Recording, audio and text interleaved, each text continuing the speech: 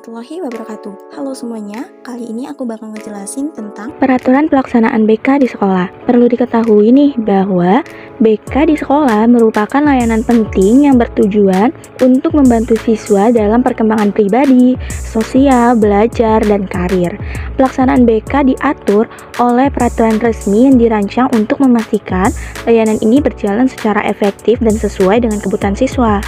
Jadi, apa aja sih peraturan yang mengatur BK di sekolah ini? Markihas, mari kita bahas.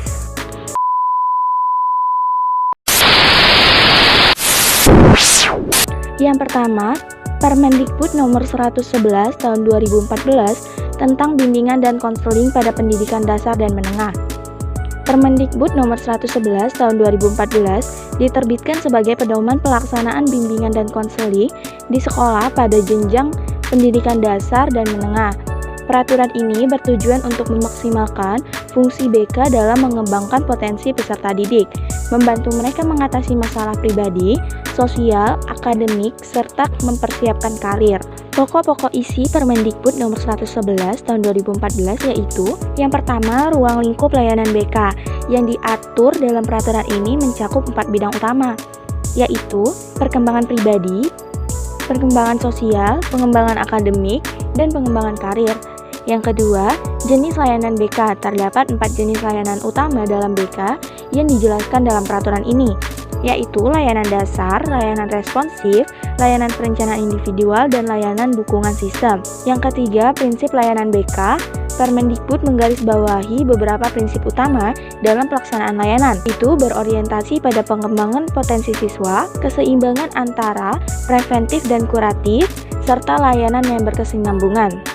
Selanjutnya, peraturan yang kedua yaitu Peraturan Pemerintah Nomor 19 Tahun 2005 tentang Standar Nasional Pendidikan. Telah direvisi pada PP Nomor 32 Tahun 2013. Dalam peraturan ini, layanan BK termasuk dalam standar proses yang harus ada di setiap satuan pendidik. Standar ini mengatur bahwa setiap sekolah harus menyediakan layanan BK yang terintegrasi dalam proses pendidikan, mulai dari perencanaan, pelaksanaan, hingga evaluasi. Peraturan ini menekankan pentingnya layanan BK dalam meningkatkan mutu pendidikan di sekolah.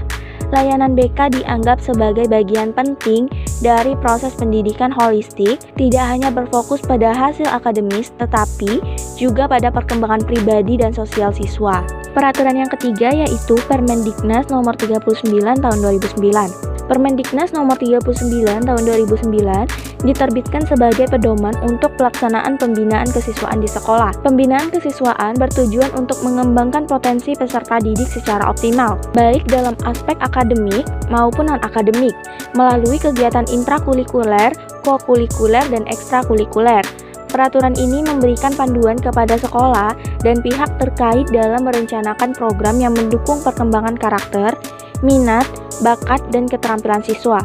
Peraturan ini mengatur bahwa beban mengajar guru BK adalah mengampu bimbingan dan konseling untuk paling sedikit 150 peserta didik per tahun. Peraturan yang keempat yaitu Permendikbud nomor 65 tahun 2013 tentang standar proses pendidikan dasar dan menengah. Permendikbud nomor 65 tahun 2013 menetapkan standar proses pendidikan yang juga mencakup pelaksanaan BK, yaitu A. Proses pembelajaran. Layanan BK menjadi bagian dari standar proses pendidikan untuk mendukung tercapainya tujuan pembelajaran. B.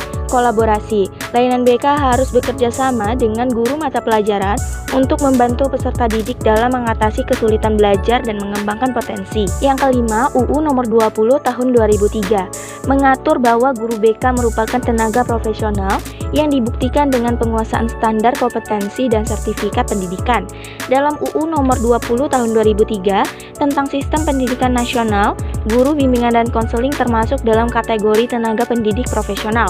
Hal ini diatur lebih lanjut melalui berbagai regulasi pendidikan, terutama terkait dengan kompetensi dan sertifikasi yang harus dimiliki oleh seorang tenaga pendidik, termasuk guru BK. Nah, itu tadi adalah beberapa peraturan yang mengatur tentang pelaksanaan bimbingan dan konseling di sekolah. Semoga penjelasan saya tadi dapat dipahami dan berguna bagi kita semua. Saya akhiri, wassalamualaikum warahmatullahi wabarakatuh.